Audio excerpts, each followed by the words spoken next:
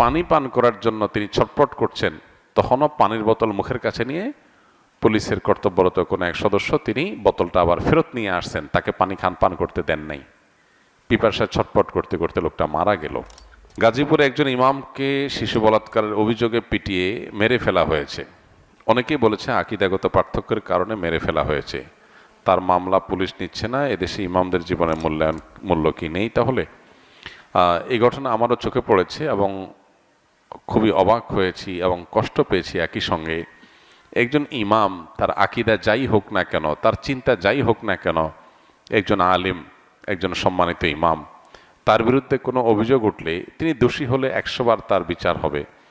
কিন্তু একটা অভিযোগ তুলে একটা মানুষকে পিটিয়ে মেরে ফেলা, এটা কোনো সভ্য সমাজে গ্রহণযোগ্য হতে পারে না। আমি অবাক হয়েছি যে অতি সম্প্রতি এ ধরনের যে সমস্ত মবের ঘটনা ঘটেছে, আইন হাতে তুলে নেওয়ার ঘটনা